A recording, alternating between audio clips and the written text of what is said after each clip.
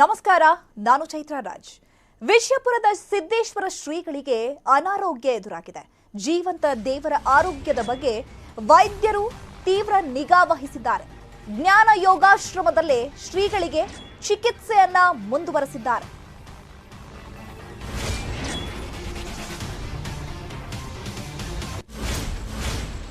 ವಯೋಸಹಜ ಸಮಸ್ಯೆಯಿಂದ ಸಿದ್ದೇಶ್ವರ ಸ್ವಾಮಿಗಳು ಬಳಲುತ್ತಿದ್ದಾರೆ. ಶ್ರೀಗಳು ಆದಷ್ಟು ಬೇಗ ಗುಣಮುಖರಾಗಲಿ ಅಂತ ಅವರ ಭಕ್ತರು ದೇವರಲ್ಲಿ ಪ್ರಾರ್ಥನೆಯನ್ನ ಸಲ್ಲಿಸಿದ್ದಾರೆ. ಶ್ರೀಮಠದ ಆವರಣದ ಸುತ್ತಮುತ್ತ ಪೊಲೀಸರು ಬಂದೋಬಸ್ತ್ ಏರ್ಪಡಿಸಿದ್ದಾರೆ. ವಿಜಯಪುರದ ಸಿದ್ದೇಶ್ವರ ಶ್ರೀಗಳಿಗೆ ಅನಾರೋಗ್ಯ ಸಮಸ್ಯೆ ಎದುರಾಗಿದೆ. ಜೀವಂತ ದೇವರ ಆರೋಗ್ಯದ ಬಗ್ಗೆ ಈಗ ವೈದ್ಯರು ತೀವ್ರ ನಿಗಾ ವಹಿಸಿದ್ದಾರೆ. ಜ್ಞಾನ ಯೋಗಾಶ್ರಮದಲ್ಲಿ ಶ್ರೀಗಳಿಗೆ ಚಿಕಿತ್ಸೆಯನ್ನು ಸಹ ಕೊಡಿಸಲಾಗ್ತಾ ಇದೆ. ವಯೋಸಹಜ ಸಮಸ್ಯೆಯಿಂದ ಸಿದ್ದೇಶ್ವರ ಸ್ವಾಮೀಜಿಗಳು ಬಳಲ್ತಿದ್ದಾರೆ. ಶ್ರೀಗಳು ಆದಷ್ಟು ಬೇಗ ಗುಣಮುಖರಾಗಲಿ ಅಂತ ಅವರ ಭಕ್ತಗಣ ಪ್ರಾರ್ಥನೆಯನ್ನ ಮಾಡ್ತಾ ಇದೆ. ಶ್ರೀಮಠದ ಆವರಣದ ಸುತ್ತಮುತ್ತ ಈಗ ಪೊಲೀಸರು ಬಿಗಿ ಭದ್ರತೆಯನ್ನ ಕೈಗೊಂಡಿದ್ದಾರೆ. ಸಹಜವಾಗಿ ಸಿದ್ದೇಶ್ವರ ಸ್ವಾಮೀಜಿ ಅವರ ಭಕ್ತಗಣದಲ್ಲಿ ಆತಂಕ ಎದುರಾಗುತ್ತೆ. ಮೊನ್ನೆ ಸಹ ಆಡಳಿತ ಮಂಡಳಿ ಹೇಳಿತ್ತು, ಸಿದ್ದೇಶ್ವರ ಸ್ವಾಮಿಗಳ ಆರೋಗ್ಯದಲ್ಲಿ ಏರುಪೇರಾಗಿತ್ತು, ಆದರೆ ಅವರು ಸ್ಥಿರವಾಗಿದ್ದಾರೆ, ಆರೋಗ್ಯವಾಗಿದ್ದಾರೆ ಅನ್ನುವಂತಹ ಮಾಹಿತಿಯನ್ನ ಕೊಡಲಾಗಿತ್ತು. ಆದರೂ ಕೂಡ ಅವರ ಭಕ್ತಗಣದಲ್ಲಿ ಸಹಜವಾಗಿ ಆತಂಕ, ಭಯ ಅನ್ನೋದು ಇದ್ದೇ ಇರುತ್ತೆ. ಈಗ ವಿಜಯಪುರದ ಸಿದ್ದೇಶ್ವರ ಶ್ರೀಗಳಿಗೆ ಅನಾರೋಗ್ಯ ಸಮಸ್ಯೆ ಎದುರಾಗಿದ್ದು ವೈದ್ಯರು ಕೂಡ ಸತತ ಚಿಕಿತ್ಸೆಯನ್ನ ಕೊಡ್ತಿದ್ದಾರೆ.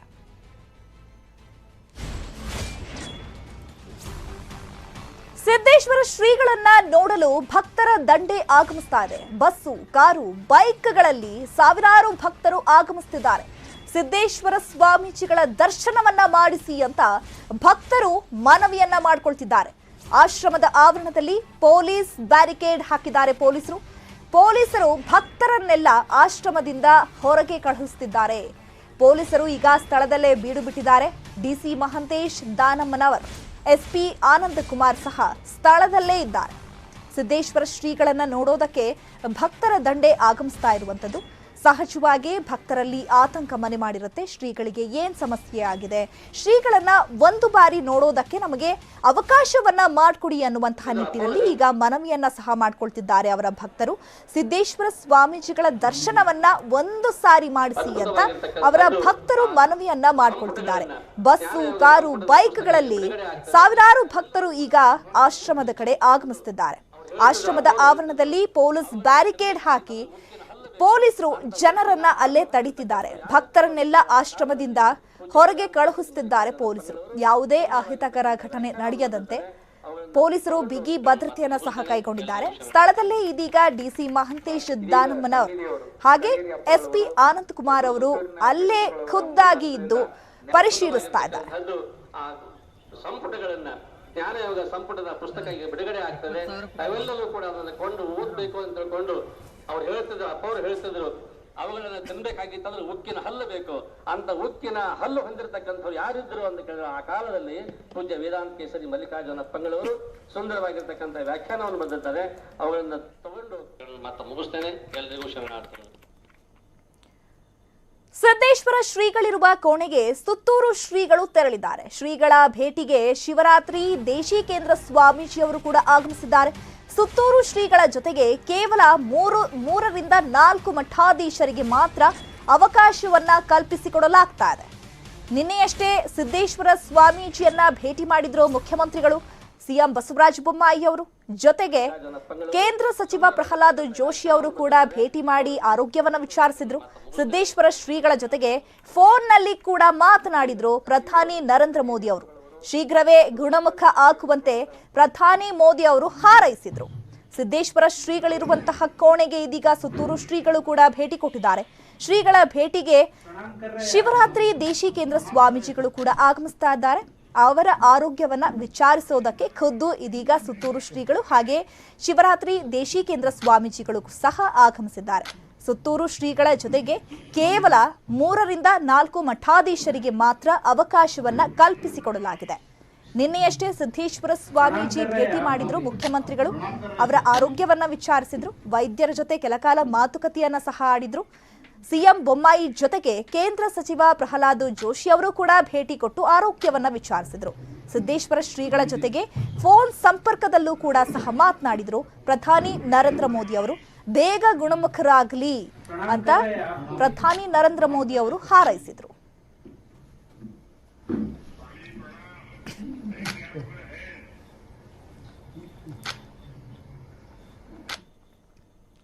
ಬೆಡ್ ಮೇಲೆ ಮಲಗಿಕೊಂಡೇ ಪುಸ್ತಕವನ್ನ ಬಿಡುಗಡೆ ಮಾಡಿದ್ದಾರೆ ಶ್ರೀಗಳು. ಗುರು ಮಲ್ಲಿಕಾರ್ಜುನ ಶ್ರೀಗಳ ಬಗ್ಗೆ ಬರೆದಿದ್ದಂತಹ ಜ್ಞಾನ ಸಂಪುಟ ಪುಸ್ತಕವನ್ನ ಸಿದ್ದೇಶ್ವರ ಶ್ರೀಗಳು ಬಿಡುಗಡೆ ಮಾಡಿದ್ದಾರೆ. 20,000 ಪುಟಗಳ ಸಂಪುಟ ಇದು. ಈ ಪುಸ್ತಕವನ್ನ ಬಿಡುಗಡೆ ಮಾಡಿದ್ದಾರೆ. ಸಿದ್ದೇಶ್ವರ ಸ್ವಾಮೀಜಿಗಳ ಗುರುಗಳಾದ ಮಲ್ಲಿಕಾರ್ಜುನ ಶ್ರೀಗಳು ಗುರುಗಳ ಬಗ್ಗೆ ಕುರಿತಾಗಿ ಬರೆದಿರುವಂತಹ ಜ್ಞಾನ ಯೋಗ ಸಂಪುಟ ಪುಸ್ತಕವನ್ನ ರಿಲೀಸ್ ಮಾಡಿದ್ದಾರೆ. ಮಲ್ಲಿಕಾರ್ಜುನ ಶ್ರೀಗಳ ಸಾಧನೆ ಕುರಿತು ಸಂಪುಟದಲ್ಲಿ ಉಲ್ಲೇಖಿಸಲಾಗಿದೆ. ಬೆಡ್ ಮೇಲೆ ಮಲಗಿಕೊಂಡೇ ಇದೀಗ ಪುಸ್ತಕವನ್ನ ಬಿಡುಗಡೆ ಮಾಡಿದ್ದಾರೆ ಶ್ರೀಗಳು. ಗುರು ಮಲ್ಲಿಕಾರ್ಜುನ ಶ್ರೀಗಳ ಬಗ್ಗೆ ಬರೆದಿದ್ದಂತಹ ಜ್ಞಾನ ಸಂಪುಟ ಪುಸ್ತಕವನ್ನ ಬಿಡುಗಡೆ ಮಾಡಿದ್ದಾರೆ ಸಿದ್ದೇಶ್ವರ ಶ್ರೀಗಳು.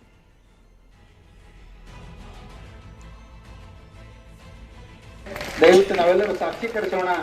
ಈ ಒಂದು ಮಹಾನ್ ಸಂಪುಟ ಪೂಜ್ಯರ ಒಂದು ಕರುಣೆಯಿಂದ ಬೆಳಕಿಗೆ ಬರ್ತಾ ಇದೆ. ಸುಮಾರು 10ನೇ ತಾರೀಕಿನ ನಂತರ ಇಡೀ ಗ್ರಂಥಗಳು 6 ಸಂಪುಟ ನಮಗೆ ಇಲ್ಲಿ ಲಭ್ಯ ಆಗ್ತವೆ. 6 ಸಂಪುಟಗಳು 6,000 ಬೆಲೆ ಇದ್ರೂ ಕೂಡ ಅದನ್ನ 1,000 ರಿಯಾಯಿತಿಯಲ್ಲಿ ನಿಮ್ಮೆಲ್ಲರಿಗೂ ಕೊಡುವಂತ ಒಂದು ಪ್ರಯತ್ನವನ್ನ ಪೂಜ್ಯ ನಮ್ಮ ಬಸವಲಿಂಗಪ್ಪಗಳವರು ಅಪ್ಪಣೆ ಕೊಡಿಸಿದ್ದಾರೆ. 10ನೇ ತಾರೀಕಿನಿಂದ ಈಗ 6,000 ಇರತಕ್ಕಂಥ ಬೆಲೆದ್ದು 1,000 ಕಡಿಮೆ ಮಾಡಿ 5. ಎಸ್ಎ ಬಗ್ಗೆ ಮತ್ತಷ್ಟು ಮಾಹಿತಿಯನ್ನು ಕೊಡ್ತಾರೆ ನಮ್ಮ ಪ್ರತಿನಿಧಿ ಗುರುರಾಜು. ಫೋನ್ ಸಂಪರ್ಕದಲ್ಲಿ ಜಾಯ್ನ್ ಆಗ್ತಾ ಇದ್ದಾರೆ. ಗುರುರಾಜು, ವಿಜಯಪುರದ ಸಿದ್ದೇಶ್ವರ ಶ್ರೀಗಳ ಆರೋಗ್ಯದಲ್ಲಿ ಏರುಪೇರಾಗಿದೆ. ಸಹಜವಾಗಿ ಅವರ ಭಕ್ತಗಣದಲ್ಲಿ ಭಯ, ಆತಂಕ ಅನ್ನುವಂಥದ್ದು ಮನೆ ಮಾಡಿರುವಂಥದ್ದು. ಅಸಲಿಗೆ ಈಗ ಶ್ರೀಗಳು ಯಾವ ಸಮಸ್ಯೆಯಿಂದ ಬಳಲ್ತಿದ್ದಾರೆ? ವೈದ್ಯರು ಚಿಕಿತ್ಸೆಯನ್ನ ಕೊಡ್ತಿದ್ದಾರಾ? ಚಿಕಿತ್ಸೆಗೆ ಶ್ರೀಗಳು ಸ್ಪಂದಿಸ್ತಿದ್ದಾರಾ? ಈ ವಿಚಾರಕ್ಕೆ ಸಂಬಂಧಪಟ್ಟಂತೆ ಏನೆಲ್ಲ ಡೆವಲಪ್ಮೆಂಟ್ಸ್ ಆಗ್ತಾ ಇದೆ? ಚೈತ್ರ, ಏನು ಅಂತಂದ್ರೆ ವಿಜಯಪುರದ ಜ್ಞಾನ ಯೋಗೇಶ್ವರದ ಸಿದ್ದೇಶ್ವರ ಸ್ವಾಮೀಜಿಗಳ ಆರೋಗ್ಯದಲ್ಲಿ ಬಹಳ ಏರುಪೇರಾಗಿದೆ ಅಂತ ಹೇಳಿ ಬೆಳಗ್ಗೆ ಒಂದು ಊಹಾಪೋಹ ಒಪ್ಕೊಂಡಿತ್ತು. ಅದಾದ ಬಳಿಕ ಬಹಳಷ್ಟು ಸಾವಿರಾರು ಸಂಖ್ಯೆಯಲ್ಲಿ ಭಕ್ತರು ಆಶ್ರಮಕ್ಕೆ ಆಗಮಿಸಿದ್ರು. ಅದರಲ್ಲೂ ವಿಜಯಪುರ, ಬಾಗಲಕೋಟೆ, ಬೆಳಗಾವಿ, ಹುಬ್ಬಳ್ಳಿ, ಧಾರವಾಡ ಸೇರಿದಂತೆ ವಿವಿಧ ಭಾಗಗಳಿಂದ ಸಾವಿರಾರು ಸಂಖ್ಯೆಯಲ್ಲಿ ಭಕ್ತರು ಮಠಕ್ಕೆ ಆಗಮಿಸಿದ್ರು. ಈ ವೇಳೆ ಸ್ಥಳೀಯ ಪೊಲೀಸರು ಒಂದು ಭಕ್ತರನ್ನು ನಿಯಂತ್ರಿಸೋಕೆ ಹೆರಣಾಗುವಂತಹ ಪರಿಸ್ಥಿತಿ ಉಂಟಾಯಿತು. ಬಳಿಕ ಸುತ್ತೂರು ಮಠದ ಶ್ರೀಗಳು ಸೇರಿದಂತೆ ಕನ್ನೇರಿ ಮಠದ ಶ್ರೀಗಳು ಸಿದ್ದೇಶ್ವರ ಶ್ರೀಗಳನ್ನ ಭೇಟಿಯಾಗಿ ಅವರ ಆರೋಗ್ಯವನ್ನು ವಿಚಾರಿಸಿದರು. ಬಳಿಕ ಅವರೇ ಖುದ್ದು ಈಗ ಕೆಲವೇ ಕ್ಷಣಗಳ ಹಿಂದಷ್ಟೇ ಮಾಧ್ಯಮಗಳಿಗೆ ಹೇಳಿಕೆ ನೀಡಿರುವಂತದ್ದು ಅಂದ್ರೆ ಸಿದ್ದೇಶ್ವರ ಸ್ವಾಮೀಜಿಗಳಿಗೆ ಚಿಕಿತ್ಸೆ ನೀಡಿರುವಂತಹ ವೈದ್ಯರು, ಜಿಲ್ಲಾಧಿಕಾರಿಗಳು, ಜಿಲ್ಲಾ ಪೊಲೀಸ್ ವರಿಷ್ಠಾಧಿಕಾರಿಗಳು ಮತ್ತೆ ಸುತ್ತೂರು ಸ್ವಾಮೀಜಿಗಳು ಎಲ್ಲರೂ ಸೇರಿ ಪತ್ರಿಕಾಗೋಷ್ಠಿಯನ್ನ ಮಾಡಿ ಒಂದು ಮಾಹಿತಿಯನ್ನು ನೀಡಿರುವಂತದ್ದು. ಸಿದ್ದೇಶ್ವರ ಶ್ರೀಗಳ ಆರೋಗ್ಯದಲ್ಲಿ ಯಾವುದೇ ರೀತಿ ಏರುಪೇರಾಗಿಲ್ಲ, ಮತ್ತೆ ಆರೋಗ್ಯ ಸ್ಥಿರವಾಗಿದೆ. ಅವರು ಚಿಕಿತ್ಸೆಗೆ ಸ್ಪಂದನೆಯನ್ನ ಮಾಡ್ತಾ ಇದ್ದಾರೆ. ಅದೇ ಕಾರಣಕ್ಕೂ ಭಕ್ತರು ಆತಂಕ ಪಡಬಾರದು ಅಂತ ಹೇಳಿ ಒಂದು ಮನವಿಯನ್ನು ಮಾಡಿರುವಂತದ್ದು. ಜೊತೆಗೇನೆ ದೂರದ ಭಾಗಗಳಿಂದ ಭಕ್ತರು ಏನು ಆಗಮಿಸ್ತಾ ಇದ್ದಾರೆ ಅವರು ಸಹಿತ ಆತಂಕ ಪಡಬಾರದು, ಶ್ರೀಗಳು ಆರೋಗ್ಯವಾಗಿದ್ದಾರೆ ಅಂತೇಳಿ ಒಂದು ಹೇಳಿಕೆಯನ್ನು ನೀಡಿರುವಂತದ್ದು. ಜೊತೆಗೆ ಏನಂತಂದ್ರೆ ಈ ಸೋಷಿಯಲ್ ಮೀಡಿಯಾದಲ್ಲಿ ಸುಳ್ಳು ಸುದ್ದಿಯನ್ನು ಹಬ್ಬಿಸಲಾಗ್ತಾ ಇದೆ. ಆ ರೀತಿ ಯಾರು ಭಕ್ತರು ಅದಕ್ಕೆ ಕಿವಿ ಕೊಡಬಾರದು ಅಂತ ಹೇಳಿ ಅವರನ್ನು ಮನವಿಯನ್ನ ಮಾಡಿರುವಂತದ್ದು. ಸದ್ಯ ಏನಂದ್ರೆ ವೈದ್ಯರು ಚಿಕಿತ್ಸೆಯನ್ನ ಮುಂದುವರಿಸಿದ್ದಾರೆ. ಸಿದ್ದೇಶ್ವರ ಶ್ರೀಗಳು ಸಹಿತ ಚಿಕಿತ್ಸೆಗೆ ಸ್ಪಂದಿಸಿದ್ದಾರೆ ಅಂತ ಹೇಳಿ ವೈದ್ಯರು ಸ್ಪಷ್ಟವನ್ನು ಪಡಿಸಿರುವಂತದ್ದು. ಮತ್ತೆ 4 ಗಂಟೆ ಹೊರತು ಮತ್ತೆ ಇನ್ನೊಂದು ಸರಿ ವೈದ್ಯರು ಚಿಕಿತ್ಸೆಯ ಬಗ್ಗೆ ಮಾಹಿತಿ ನೀಡುವುದಾಗಿ ಈಗ ತಿಳಿಸಿರುವಂತದ್ದು. ಸದ್ಯದ ಮಟ್ಟಿಗೆ ಏನಂದ್ರೆ ಮಠದ ಆವರಣದಲ್ಲಿ ಸಾವಿರಾರು ಸಂಖ್ಯೆಯಲ್ಲಿ ಭಕ್ತರು ಜಮಾಯಿಸಿರುವಂತದ್ದು. ಅವರನ್ನ ಇಲ್ಲಿ ಹೊರಗೆ ಕಳಿಸುವ ವ್ಯವಸ್ಥೆಯನ್ನ ಪೊಲೀಸರು ಮಾಡ್ತಾ ಇರುವಂತದ್ದು. ಚೈತ್ರ. ಗುರುರಾಜ್, ಇದೀಗ ವೈದ್ಯರು ಅನಾರೋಗ್ಯದ ಬಗ್ಗೆ ಏನ್ ಹೇಳ್ತಾರೆ? ಈಗ ಹೆಚ್ಚಿನ ಚಿಕಿತ್ಸೆಗೆ ಏನಾದ್ರೂ ಅವರನ್ನ ಆಸ್ಪತ್ರೆಗೆ ಶಿಫ್ಟ್ ಮಾಡುವಂತಹ ಸಾಧ್ಯತೆ ಏನಾದ್ರೂ ಇದೆಯಾ, ಅಥವಾ ಆಶ್ರಮದಲ್ಲೇ ಅವರಿಗೆ ಟ್ರೀಟ್ಮೆಂಟ್ ಅನ್ನ ಮುಂದುವರಿಸ್ತಾರಾ, ಹೇಗೆ? ಚೈತ್ರ, ಏನಂದ್ರೆ ಚಿಕಿತ್ಸೆ ಆಸ್ಪತ್ರೆಯಲ್ಲಿ ಯಾವ್ದು ಆಗಲ್ಲ, ಅದೆಲ್ಲವೂ ಇಲ್ಲೇ ಶ್ರೀಮಠದಲ್ಲಿ ಆಗ್ತಿರುವಂತದ್ದು. ಕಾರಣ ಇಷ್ಟೇ, ನಿನ್ನೆ ಸ್ವತಃ ಪ್ರಧಾನಿ ಮೋದಿ ಅವರು ಸಹಿತ ಶ್ರೀಗಳಿಗೆ ಮನವಿಯನ್ನ ಮಾಡಿರುವಂತದ್ದು. ನಿಮ್ಗೆ ಚಿಕಿತ್ಸೆಗೆ ಎಲ್ಲ ರೀತಿ ವ್ಯವಸ್ಥೆಯನ್ನ ಮಾಡ್ತೇವೆ, ನೀವು ಬೇರೆ ಆಸ್ಪತ್ರೆಗೆ ಹೋಗ್ಬೇಕಾಗಿದ್ರೆ ಅಂತ ಹೇಳಿ. ಆದ್ರೆ ಶ್ರೀಗಳು ಅದಕ್ಕೆ ನಿರಾಕರಿಸಿದ್ದಾರೆ. ಸ್ವತಃ ಮುಖ್ಯಮಂತ್ರಿ ಬಸವರಾಜ ಬೊಮ್ಮಾಯಿ ಅವರು ಹಾಗೂ ಕೇಂದ್ರ ಸರ್ಕಾರದ ಪ್ರತಿನಿಧಿಯಾಗಿ ಸಚಿವ ಪ್ರಹ್ಲಾದ್ ಜೋಶಿ ಅವರು ಬಂದು ಶ್ರೀಗಳಿಗೆ ಮನವಿಯನ್ನ ಮಾಡಿದ್ರು. ನೀವು ಚಿಕಿತ್ಸೆಗೆ ಬರೋದಾದ್ರೆ ನಾವು ಎಲ್ಲ ರೀತಿಯ ಚಿಕಿತ್ಸೆ ಕೊಡೋಕೆ ಸಿದ್ಧರಾಗಿದ್ದೇವೆ ಅಂತ ಹೇಳಿ ಮನವಿಯನ್ನ ಮಾಡಿದ್ರು. ಆದ್ರೆ ಶ್ರೀಗಳು ಅವರಿಗೆ ಕೈಯನ್ನು ಮುಗಿದು ನಂಗೆ ಯಾವುದೇ ಚಿಕಿತ್ಸೆ ಬೇಡ ಅಂತ ಹೇಳಿ ಪರೋಕ್ಷವಾಗಿ ಹೇಳಿರುವಂತದ್ದು. ಅದನ್ನ ಹೊರತುಪಡಿಸಿದ್ರೆ BLD ಸಂಸ್ಥೆಯ BM ಪಾಟೀಲ್ ವೈದ್ಯಕೀಯ ಕಾಲೇಜಿನ ವೈದ್ಯರೇನಿದ್ದಾರೆ ಅವರು ಚಿಕಿತ್ಸೆಯನ್ನ ನೀಡ್ತಿರುವಂತದ್ದು. ಈಗ ಚಿಕಿತ್ಸೆ ಮುಂದುವರೆದಂತದ್ದು. ಸದ್ಯದ ಮಟ್ಟಿಗೆ ಸ್ವಾಮೀಜಿಗಳ ಪ್ಯಾರಾಮೀಟರ್ಸ್ ಎಲ್ಲವೂ ಕರೆಕ್ಟ್ ಆಗಿದೆ ಅಂತ ಹೇಳಿ ವೈದ್ಯರು ಹೇಳಿರುವಂತದ್ದು. ಚೈತ್ರ. ಗುರುರಾಜ್, ಇದೀಗ ಸಿದ್ದೇಶ್ವರ ಸ್ವಾಮೀಜಿಗಳ ಆರೋಗ್ಯದಲ್ಲಿ ಸ್ವಲ್ಪ ಏರುಪೇರಾಗಿರುವಂತಹ ಕಾರಣಕ್ಕೆ ಇದೀಗ ಸಾವಿರಾರು ಸಂಖ್ಯೆಯಲ್ಲಿ ಆಶ್ರಮದ ಕಡೆಗೆ ಭಕ್ತರು ಆಗಮಿಸ್ತಾ ಇರುವಂತದ್ದು. ಈಗ ಭಕ್ತರಲ್ಲೂ ಕೂಡ ಸಹಜವಾಗಿ ಆ ಒಂದು ಭಯ, ಆತಂಕ ಇದ್ದೇ ಇರುತ್ತೆ. ಸ್ವಾಮೀಜಿಗಳಿಗೆ ಏನು ಸಮಸ್ಯೆ ಆಗಬಾರ್ದು, ಸೊ ಆದಷ್ಟು ಬೇಗ ಗುಣಮುಖರಾಗಲಿ ಅಂತ ಪ್ರಾರ್ಥನೆಯನ್ನ ಮಾಡ್ತಿದ್ದಾರೆ. ಸದ್ಯಕ್ಕೆ ಅಲ್ಲಿ ಪರಿಸ್ಥಿತಿ ಹೇಗಿದೆ? ಇನ್ನೂ ಕೂಡ ಭಕ್ತರು ಆಗಮಿಸ್ತಾ ಇದ್ದಾರಾ? ಪೊಲೀಸರು ಅವರನ್ನ ತಡೆಯುವಂತಹ ಪ್ರಯತ್ನವನ್ನ ಮಾಡ್ತಿದ್ದಾರಾ? ಹೇಗೆ?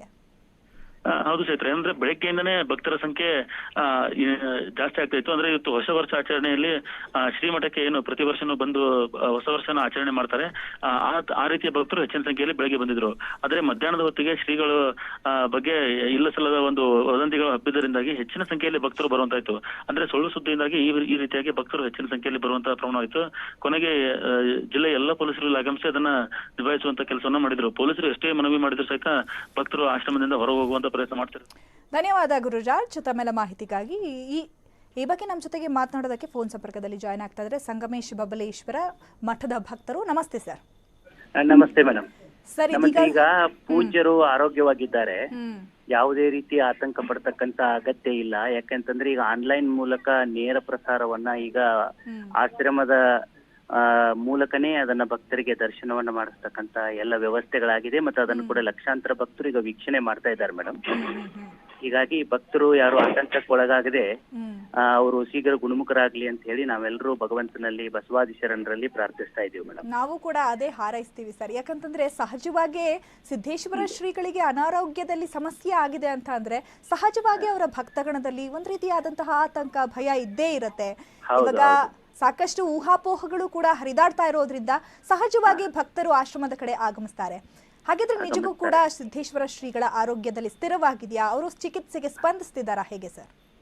ಅವರು ಈಗ ಆರೋಗ್ಯವಾಗಿದ್ದಾರೆ ಮತ್ತು ಆನ್ಲೈನ್ ಮೂಲಕ ಭಕ್ತರಿಗೆ ದರ್ಶನವನ್ನ ಕೊಡುವಂತ ವ್ಯವಸ್ಥೆ ಈಗ ಸುತ್ತೂರು ಜಗದ್ಗುರುಗಳ ನೇತೃತ್ವದಲ್ಲಿ ಈಗ ಆಶ್ರಮದಲ್ಲಿ ಸುತ್ತೂರು ಜಗದ್ಗುರುಗಳು ಕೂಡ ಬೀಡು ಬಿಟ್ಟಿರೋದ್ರಿಂದ ಅವರ ಮೇಲುಸ್ತುವಾರಿಯಲ್ಲಿ ಈಗ ಅಲ್ಲಿ ಅವರ ಆರೋಗ್ಯವಾಗಿರೋದನ್ನ ನೇರವಾಗಿ ಸುತ್ತೂರು ಜಗದ್ಗುರುಗಳೊಂದಿಗೆ ಪೂಜ್ಯರು ಕುಳಿತುಕೊಂಡಿರೋದನ್ನ, ಅವರೊಂದಿಗೆ ಇರುವಂತಹ ಭಾವಚಿತ್ರಗಳನ್ನ ಮತ್ತು ವಿಡಿಯೋಗಳನ್ನ ಆನ್ಲೈನ್ ಮೂಲಕ ಈಗ ಬಿತ್ತರಿಸಲಾಗ್ತಾ ಇದೆ.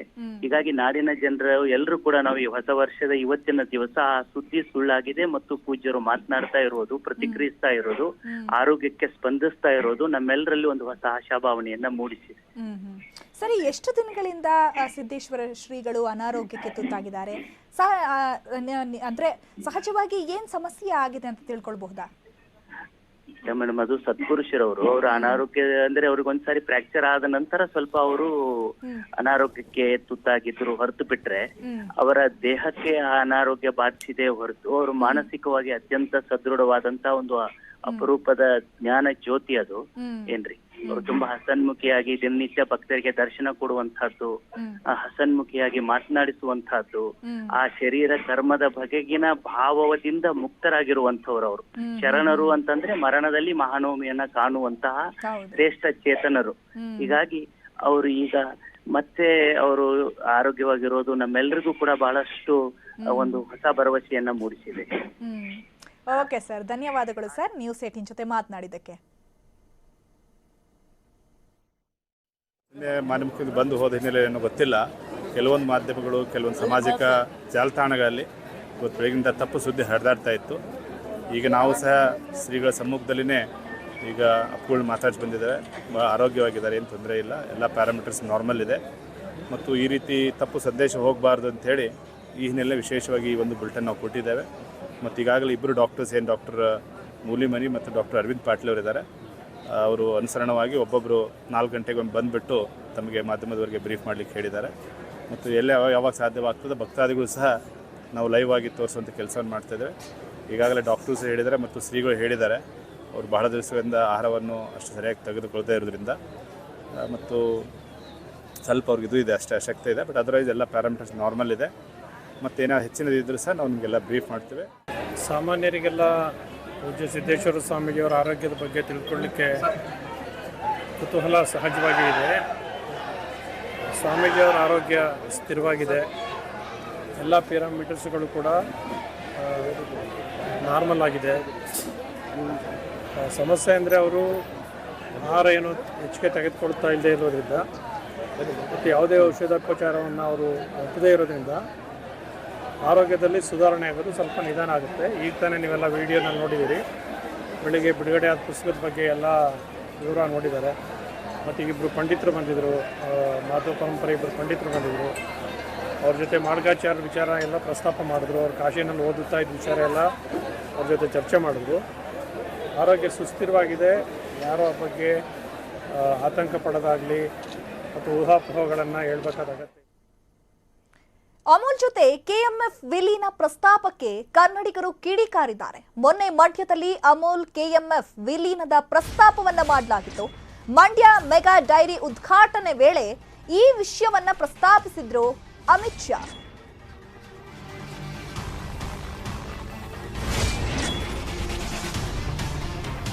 ಈಗ ಗುಜರಾತ್ನ ಅಮೂಲ್ ಜೊತೆ ಕೆಎಂಎಫ್ ವಿಲೀನಕ್ಕೆ ವಿರೋಧ ವ್ಯಕ್ತವಾಗ್ತಾ ಇದೆ. ಅಮಿತ್ ಶಾ ಹೇಳಿಕೆ ವಿರುದ್ಧ ಜೆಡಿಎಸ್ ಕಾಂಗ್ರೆಸ್ ಕಿಡಿಕಾರಿದೆ. ಕುಮಾರಸ್ವಾಮಿ, ಡಿಕೆ ಶಿವಕುಮಾರ್ ಸೇರಿದಂತೆ ಹಲವರು ಆಕ್ರೋಶವನ್ನ ವ್ಯಕ್ತಪಡಿಸುತ್ತಿದ್ದಾರೆ. ಅಮೂಲ್ ಜೊತೆ ಕೆಎಂಎಫ್ ವಿಲೀನ ಪ್ರಸ್ತಾಪಕ್ಕೆ ಇದೀಗ ಕನ್ನಡಿಗರು ಕಿಡಿಕಾರ್ತಿದ್ದಾರೆ. ಮೊನ್ನೆ ಮಂಡ್ಯದಲ್ಲಿ ಅಮೂಲ್ ಕೆಎಂಎಫ್ ವಿಲೀನದ ಪ್ರಸ್ತಾಪವನ್ನ ಮಾಡಿದ್ರು ಅಮಿತ್ ಶಾ ಅವರು. ಮಂಡ್ಯ ಮೆಗಾ ಡೈರಿ ಉದ್ಘಾಟನೆಗೆ ಬಂದಂತಹ ಸಂದರ್ಭದಲ್ಲಿ ಈ ವಿಷಯವನ್ನ ಪ್ರಸ್ತಾಪ ಮಾಡಲಾಗಿತ್ತು. ಈಗ ಗುಜರಾತ್ನ ಅಮೂಲ್ ಜೊತೆ ಕೆಎಂಎಫ್ ವಿಲೀನಕ್ಕೆ ವಿರೋಧ ವ್ಯಕ್ತವಾಗ್ತಾ ಇದೆ. अमूल नंदिनी दोनों इकट्ठा होकर कर्नाटक के हर गांव में प्राइमरी डेयरी हो, इस दिशा में काम करेंगे और 3 साल में कर्नाटक में एक भी गांव ऐसा नहीं होगा जहां पर प्राइमरी डेयरी नहीं हो। कि अमूल नंदिनी दोनों इकट्ठा होकर कर्नाटक के हर गांव में प्राइमरी डेयरी हो, इस दिशा में काम करेंगे और 3 साल में कर्नाटक में एक भी गांव ऐसा नहीं होगा जहां पर प्राइमरी डेयरी नहीं हो। कि अमूल नंदिनी दोनों इकट्ठा होकर कर्नाटक के हर गांव में प्राइमरी डेयरी हो, इस दिशा में काम करेंगे और 3 साल में कर्नाटक में एक भी गांव ऐसा नहीं होगा जहां पर प्राइमरी डेयरी। ಅಮೂಲ್ ಜೊತೆ ನಂದಿನಿ ವಿಲೀನ ಸಾಧ್ಯವಿಲ್ಲ. ನಮ್ಮ ರೈತರ ಅನ್ನ ಕಸಿಯುವ ಕೆಲಸವನ್ನ ಸಹಿಸುವ ಪ್ರಶ್ನೆಯೇ ಇಲ್ಲ. ಕೆಎಂಎಫ್ ಕನ್ನಡಿಗರ ಜೀವನಾಡಿ ಮಾತ್ರವಲ್ಲ, ಸಮಸ್ತ ಕನ್ನಡಿಗರ ಆಸ್ತಿ ಮತ್ತು ಅಸ್ಮಿತೆ. ಅಮಿತ್ ಶಾ ಅವರು ಇದೆಲ್ಲವನ್ನ ಅರ್ಥ ಮಾಡಿಕೊಂಡ್ರೆ ಒಳ್ಳೆಯದು ಅಂತ ಟ್ವೀಟ್ ಮಾಡಲಾಗಿದೆ. ಈಗ ಅಮೂಲ್ ಜೊತೆ ನಂದಿನಿ ವಿಲೀನ ಸಾಧ್ಯವಿಲ್ಲ, ನಮ್ಮ ರೈತರ ಅನ್ನವನ್ನ ಕಸಿಯೋದಕ್ಕೆ ನಾವು ಬಿಡೋದಿಲ್ಲ, ಅಂತಹ ಪ್ರಯತ್ನವನ್ನ ಕೂಡ ನಾವು ಸಹಿಸೋದಿಲ್ಲ. ಕೆಎಂಎಫ್ ಕನ್ನಡಿಗರ ಜೀವನಾಡಿ ಮಾತ್ರ ಅಲ್ಲ, ಸಮಸ್ತ ಕನ್ನಡಿಗರ ಆಸ್ತಿ ಮತ್ತು ಅಸ್ಮಿತೆ. ಅಮಿತ್ ಶಾ ಅವರು ಇದೆಲ್ಲವನ್ನ ಅರ್ಥ ಮಾಡಿಕೊಂಡ್ರೆ ಒಳ್ಳೆಯದು ಅಂತ ಟ್ವೀಟ್ ಹಾಕಲಾಗಿದೆ.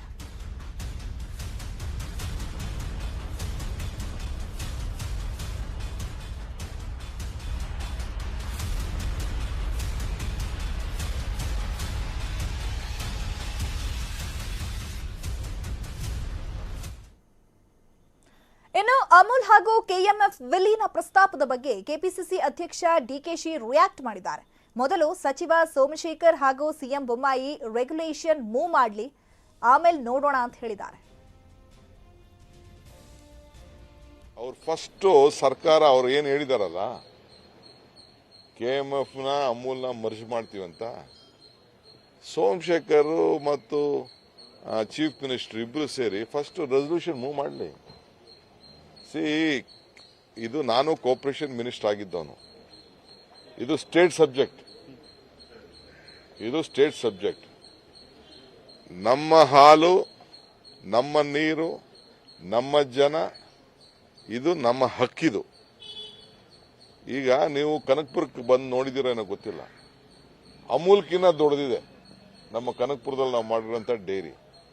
ಬೆಂಗಳೂರಿನಲ್ಲಿ ಕೆಎಂಎಫ್ ಕೂಡ ಬಹಳ ಚೆನ್ನಾಗಿ ನಮ್ಮ ರೈತರೆಲ್ಲ ಬೆಳೆಸಿದ್ದಾರೆ, ಮಂಡ್ಯದಲ್ಲೂ ಬೆಳೆಸಿದ್ದಾರೆ, ಇನ್ನು ಎಲ್ಲ ಕಡೆ ಬೇಕಾದಷ್ಟು ಹಾಸನದಲ್ಲೂ ಒಳ್ಳೆ ಕಾರ್ಯಕ್ರಮನ ಇದು ಮಿಲ್ಕ್ ಫೆಡರೇಷನ್ ಅಲ್ಲಿ ಅಲ್ಲೂ ಕೂಡ ಬೆಳೆದಿದೆ. ಇವ್ರು ಏನು ಅದಕ್ಕೆ ಮರ್ಜ್ ಮಾಡ್ಕೊಳ್ಳೋಂಥದ್ದು, ನಮ್ದೆಲ್ಲ ಪ್ರಾಫಿಟ್ ಅಲ್ಲಿ ನಡೀತಾ ಇದೆ. ನಮ್ಮ ಹಾಲು ರೈತರಿಗೆ ಸರಿಯಾಗಿ ಇವ್ರು ದುಡ್ಡು ಕೊಡದೇ ಹೋದ್ರು ಕೂಡ ಇವತ್ತು ಕೂಡ ಸಂಸ್ಥೆಗಳೆಲ್ಲ ಚೆನ್ನಾಗೆ ನಡೀತಾ ಇದೆ. ನಮ್ಮ ರೈತರನ್ನ ನಾವು ಶಕ್ತಿಶಾಲಿ ಮಾಡಬೇಕು.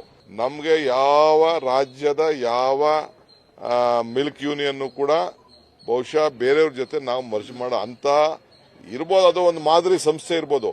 ಅದಕ್ಕೆ ಕಾಂಪಿಟೇಷನ್ ಆಗಿ ನಾವು ಮಾಡೋಷ್ಟು ಶಕ್ತಿ ಕರ್ನಾಟಕ ರಾಜ್ಯದ ರೈತರಿಗೆ, ಹಾಲು ಉತ್ಪಾದಕರಿಗೆ ಇದೆ ಅನ್ನೋದನ್ನ ಈ ಸಂದರ್ಭದಲ್ಲಿ ಮುಖ್ಯಮಂತ್ರಿಗಳು ಹೇಳಲಿಕ್ಕೆ ನಾನು ಬಯಸ್ತೇನೆ. ಇನ್ನು ಕೆಎಂಎಫ್ ಹಾಗೂ ಅಮೂಲ್ ವಿಲೀನ ವದಂತಿ ಬಗ್ಗೆ ಸಿಎಂ ಬೊಮ್ಮಾಯಿ ಸ್ಪಷ್ಟನೆ ಕೊಟ್ಟಿದ್ದಾರೆ. 100 ವರ್ಷ ಆದರೂ ಕೆಎಂಎಫ್ ಹಾಗೂ ಅಮೂಲ್ ವಿಲೀನ ಇಲ್ಲ ಅಂತ ಹೇಳಿದ್ದಾರೆ. ಅಮೂಲ್ ಹಾಗೂ ಕೆಎಂಎಫ್ ಪರಸ್ಪರ ಸಹಕಾರದಿಂದ ನಡೆಯಬೇಕೇ ಹೊರತು ವಿಲೀನ ಆಗಲ್ಲ. ವಿಪಕ್ಷಗಳು ಕೇವಲ ಊಹೆ ಮಾಡಿ ಟೀಕೆ ಮಾಡ್ತಿದೆ ಅಂತ ಹೇಳಿದ್ದಾರೆ. ಒಬ್ರಿಗೊಬ್ರು ಸಹಾಯ ಮಾಡಬೇಕು, ಮಾರ್ಕೆಟಲ್ಲೇ ಸಹಾಯ ಮಾಡಬೇಕು. ಎರಡು ದೊಡ್ಡ ಸಂಸ್ಥೆಗಳು, ಇವೆರಡು ಸಂಸ್ಥೆಗಳು ಕಾಂಪ್ಲಿಮೆಂಟಿಂಗ್ ಕೆಲಸ ಮಾಡಬೇಕು.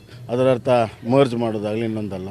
ನಂದಿನಿ ಅಸ್ತಿತ್ವ ಇದ್ದೇ ಇರ್ತದೆ, ಇನ್ನು 100 ವರ್ಷ ಇರ್ತದೆ. ಈಗೆಲ್ಲ ನಾವು ಮಾತಾಡ್ತೇವೆ, ನಾವು ಇಲ್ದಾಗಲೂ ಕೂಡ ನಂದಿನಿ ಶಾಶ್ವತವಾಗಿರ್ತದೆ, ಯಾವುದು ಏನು ಪ್ರಾಬ್ಲಮ್ ಇಲ್ಲ. ಅವ್ರದ್ದು ಅಮೂಲ್ ಅವ್ರದ್ದು ಇರ್ತದೆ, ನಂದಿರ್ತದೆ.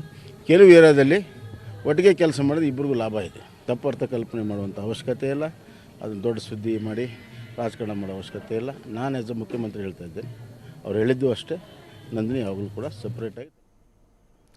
ಅಮೂಲ್ ಕೆಎಂಎಫ್ ವಿಲೀನ ಬಗ್ಗೆ ಕೇಂದ್ರ ಸಚಿವ ಪ್ರಹ್ಲಾದ್ ಜೋಶಿ ಸ್ಪಷ್ಟನೆ ಕೊಟ್ಟಿದ್ದಾರೆ. ನಂದಿನಿ ಮತ್ತು ಅಮೂಲ್ ಒಟ್ಟಿಗೆ ಮಾರ್ಕೆಟಿಂಗ್ ಮಾಡುವ ಬಗ್ಗೆ ಅಮಿತ್ ಶಾ ಹೇಳಿದ್ದಾರೆ. ಎರಡನ್ನೂ ಮರ್ಜ್ ಮಾಡುವ ಬಗ್ಗೆ ಹೇಳಿಲ್ಲ ಅಂತ ಸ್ಪಷ್ಟನೆಯನ್ನ ಕೊಟ್ಟಿದ್ದಾರೆ. ಅಮಿತ್ ಶಾ ಅವರು ಏನು ಹೇಳಿಕೆ ಕೊಟ್ಟಿದ್ದಾರೆ ಅಂತ ಅನ್ನೋದನ್ನು ಸರಿಯಾಗಿ ನೀವು ಪ್ರತ್ಯಕ್ಷವಾಗಿ ಆ ವಿಡಿಯೋ ನೋಡ್ರಿ. ಅವ್ರು ಹೇಳಿರೋದು, ನೀವು ಒಟ್ಟಿಗೆ ಮಾರ್ಕೆಟ್ ಮಾಡಿದರೆ ನಿಮ್ಮ ವ್ಯಾಪ್ತಿ, ನಿಮ್ಮ ಮಾರ್ಕೆಟಿಂಗ್ ವ್ಯಾಪ್ತಿ ಜಾಸ್ತಿ ಆಗ್ಬೋದು. ನಂದಿನಿ ಬ್ರ್ಯಾಂಡನ್ನಾಗಲಿ ನಂದಿನಿ ಸಂಸ್ಥೆಯನ್ನಾಗಲಿ ವಿಲೀನ ಮಾಡಬೇಕು ಅಂತ ಎಲ್ಲೂ ಹೇಳಿಲ್ಲ. ಈ ರೀತಿಯಾದಂಥ ತಪ್ಪು ಧೋರಣೆಯಿಂದ ಕೆಲವರು ಮಾತನಾಡ್ತಾ ಇದ್ದಾರೆ. ನಂದಿನಿ 100% ಅದರ ತನ್ನ ಎಕ್ಸಿಸ್ಟೆನ್ಸನ್ನು ಆ್ಯಸ್ ಇಟ್ ಈಸ್ ಇದಕ್ಕಿಂತ ಹೆಚ್ಚು ಸ್ಟ್ರಾಂಗ್ ಆಗಿ ನಮ್ಮ ಸರ್ಕಾರದ ಮಾರ್ಗದರ್ಶನದಲ್ಲಿ, ಬೊಮ್ಮಾಯಿಯವರ ಮಾರ್ಗದರ್ಶನದಲ್ಲಿ ಮತ್ತು ಮುಂದೂ ನಮ್ಮ ಸರ್ಕಾರದ ಮಾರ್ಗದರ್ಶನದಲ್ಲಿ ಇದು ಅತ್ಯಂತ ಗಟ್ಟಿಮುಟ್ಟಾಗಿ ಮುಂದುವರಿತದೆ. ಅವರು ಹೇಳಿರೋದು, ನಿಮ್ಮ ಕಡೆ ಸಾಕಷ್ಟು ಇನ್ನೂ ಎಕ್ಸೆಸ್ಸು ಇದೆ, ಎಕ್ಸ್ಪೋರ್ಟ್ ಮಾಡಬೇಕಾಗ್ತದೆ, ಒಟ್ಟಿಗೆ ಸೇರಿ. ಇವಿಷ್ಟು ಈ ಹೊತ್ತಿನ ಪ್ರಮುಖ ಸುದ್ದಿ. ನೋಡ್ತಾ ಇರಿ News 18 ಕನ್ನಡ. ಜಾಲ ನಮ್ಮದು, ಬಲ ನಿಮ್ಮದು.